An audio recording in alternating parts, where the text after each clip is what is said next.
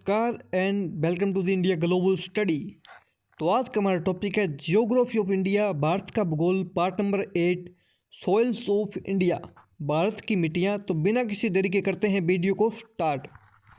Question number 1, भारतीय कृषि अनुसंधान परिषद के अनुसार भारत में कितने प्रकार की मिट्टियाँ पाई जाती है? तो सही आंसर इसका 8 प्रकार की मिट्टियाँ। भारतीय कृषि अनुसंधान परिषद के अनुसार भारत में 8 प्रकार की मिट्टियाँ पाई जाती है। भारतीय कृषि अनुसंधान परिषद ICAR ने उत्पत्ति, रंग, संरचना और स्थान के आधार पर मृदाओं को 8 श्रेणियों में वर्गीकृत किया है। जलोढ़ मृदा, काली कपास मृदा, लाल मृदा, लेटेराइट मृदा, पर्वतीय या वन मृदा, शुष्क या मरुस्थलीय मृदा, लवणीय और क्षारीय मृदा, पिटमय और दलदली मृदा, दलदल मृदा। मृदा है वो सेल, मलबे और कार्बनिक पदार्थों का मिश्रण होता है जो पृथ्वी की सतह पर विकसित होती है। भारतीय कृषि अनुसंधान परिषद ICAR एक स्वायत्त निकाय है जो भारत में कृषि शिक्षा और अनुसंधान के समन्वय के लिए जिम्मेवार है। भारतीय कृषि अनुसंधान परिषद ICAR के नए प्रमुख डॉक्टर हिमांशु पाठक इसके नए सचिव और महानिदेशक है। क्वेश्चन नंबर 2, भारत की सर्वाधिक महत्वपूर्ण मिट्टी कौन सी है? तो सही आंसर इसका जलोढ़ मृदा, जलोढ़ मिट्टी। जलोढ़ मिट्टी है वो दोमट मिट्टी के नाम से भी जानी जाती है और इसका क्षेत्रफल के दृष्टिकोण से भारत में सबसे अधिक क्षेत्रफल पर जलोढ़ मिट्टी पाई जाती है। भारत के कुल क्षेत्रफल का लगभग 40% भाग अब जलोढ़ मिट्टी का है। जलोढ़ मिट्टी का निर्माण नदियों के निक्षेपण से होता है। जलोढ़ मिट्टी में नाइट्रोजन एवं फास्फोरस की मात्रा भी कम होती है। क्वेश्चन नंबर 3 है वो भारत के सर्वाधिक क्षेत्रफल पर किस प्रकार की मिट्टी पाई जाती है? तो सही आंसर इसका जलोढ़ मिट्टी। क्षेत्रफल के दृष्टिकोण से भारत में सबसे अधिक क्षेत्रफल पर जलोढ़ मिट्टी पाई जाती है। भारत के कुल क्षेत्रफल का लगभग 40% भाग पर जलोढ़ मिट्टी पाई जाती है।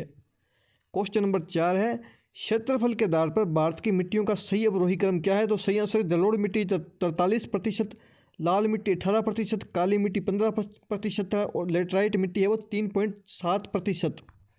क्वेश्चन नंबर 5, भारत के विभिन्न क्षेत्रों में विभिन्न प्रकार की मिट्टियाँ पाई जाती है, इसका प्रमुख कारण क्या है? तो सही आंसर है जलवायु, संरचना एवं उच्चावच यानी धरातल की ऊंचाई नीचाई से बनने वाली प्रतिरूप या आकार की विविधता।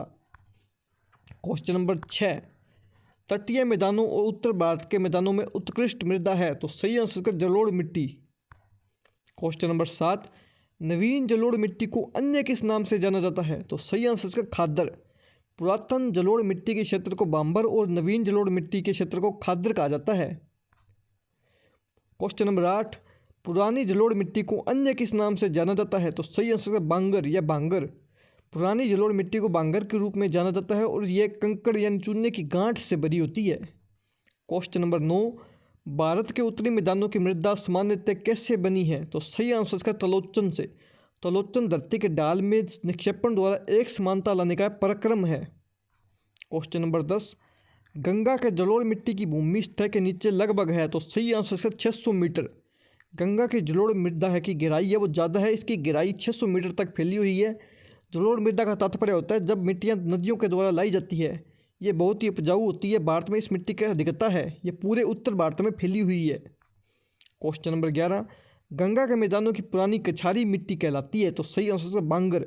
मिट्टी को कोप मिट्टी या कछारी मिट्टी भी कहते हैं। ये भारत में सर्वाधिक क्षेत्रफल में विस्तृत है। क्वेश्चन नंबर 12, निम्नलिखित में से किस प्रकार की मिट्टी के लिए न्यूनतम उर्वरक की आवश्यकता होती है? तो सही आंसर इसका जलोढ़ मिट्टी। क्वेश्चन नंबर 13, गंगा के मैदानों की पुरानी कछारी मिट्टी कहलाती है, तो सही आंसर बांगर। क्वेश्चन नंबर 14, भारत में समस्त स्थल पर भाग का कितना प्रतिशत भाग अब जलोढ़ मिट्टी से ढका हुआ है? तो सही आंसर इसका 24%। क्वेश्चन नंबर 15, जलोढ़ मिट्टी में जब बालू के कणों और चिक्का की मात्रा लगभग बराबर होती है तो उसे क्या नाम दिया जाता है? तो सही आंसर इसका दोमट। दोमट मिट्टी में रेत, गाद, चिकनी मिट्टी, हवा और पानी लगभग समान मात्रा में होते हैं। क्वेश्चन नंबर 16, भारत में पाई जाने वाली कौन सी मिट्टी क्रेस्टोसियस युग में दरारी उद्देन से निक्षेपित पदार्थों से बनी है? तो सही आंसर इसका काली मिट्टी। इस मिट्टी का रंग काला टिटेनीफेरस, मैग्नेटाइट और जीवांश यानी ह्यूमस की उपस्थिति के कारण होता है और भारत में यह मिट्टी आमतौर पर महाराष्ट्र, कर्नाटक, गुजरात और मध्य प्रदेश जैसे राज्यों में अधिकता में पाई जाती है।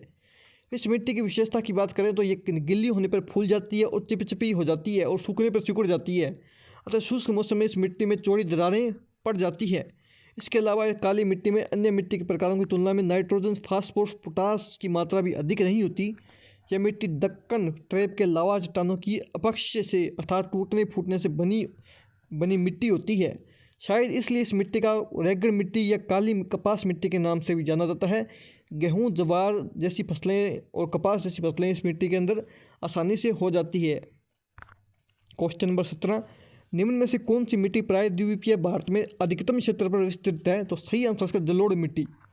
भारत के नदियों के जाल से जो मिट्टी आती है, इसलिए पूरे भारत में जलोढ़ मृदाओं की अधिकता है। ये मृदाएं मिट्टी जल द्वारा बहाकर लाए गए पदार्थों से बनती है। भारत में सबसे ज़्यादा जलोढ़ मृदाएं उत्तर भारत में इंडो गंगेटिक प्लेन में पाई जाती है। क्वेश्चन जो गंगेटिक प्लेन में पाई जाती है और जो उत्तराखंड, दिल्ली, पंजाब, हरियाणा, उत्तर प्रदेश और बिहार तक फैली है, यह मिट्टी बहुत ही उपजाऊ होती है और लगभग हर तरह की फसलों के लिए उपयुक्त होती है।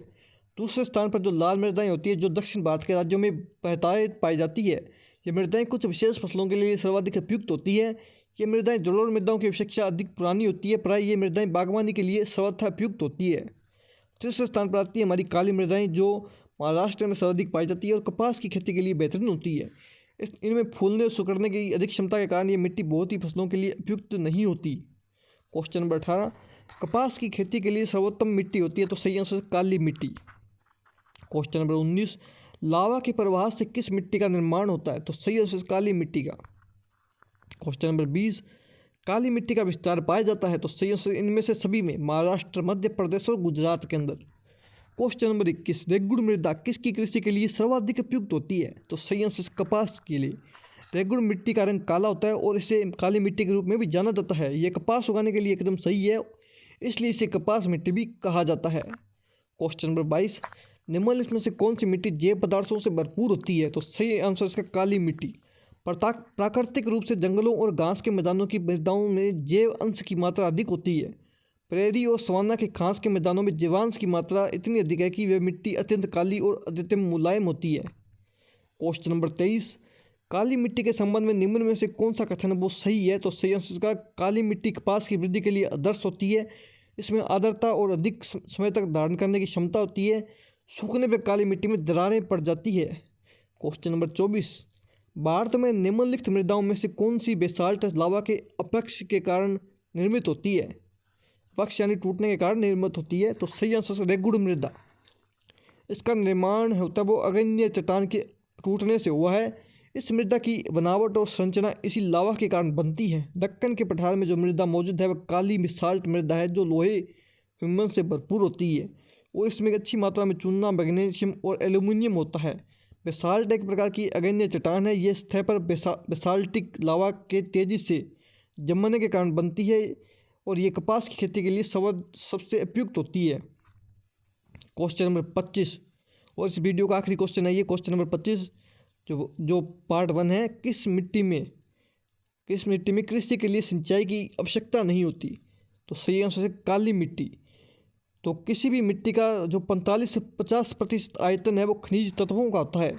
काली मिट्टी में एक विशेष प्रकार का खनिज है वो सेस्मेसाइट पाया जाता है, जो 1:2 टाइप मिनरल है। इस मिनरल की इन लेयर के बीच काफ़ी स्थान होता है जिसमें अन्य खनिज तत्व और जल आसानी से प्रवेश कर जाता है।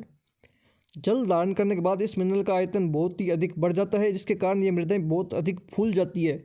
लेकिन जैसे जैसे इनका जल है वो वाष्पोत्सर्जन के कारण बाहर निकलता है, इनमें बड़ी बड़ी दरारें आ जाती है, जैसा कि चित्र में दिख रहा है। इसी कारण से काली मृदा में सिंचाई की आवश्यकता नहीं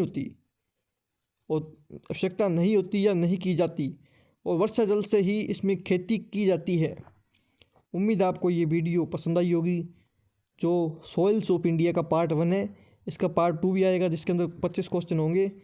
और इसी के साथ हमारा जो सॉइल्स ऑफ इंडिया है वो 2 पार्ट के अंदर हमारा जो soils of India, geography of India part number 8 soils of India है वो समाप्त हो जाएगा। इसके टोटल क्वेश्चन 50 है।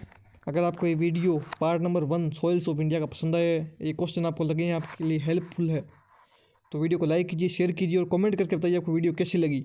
और हमारे चैनल इंडिया ग्लोबल स्टडी को सब्सक्राइब कर लें।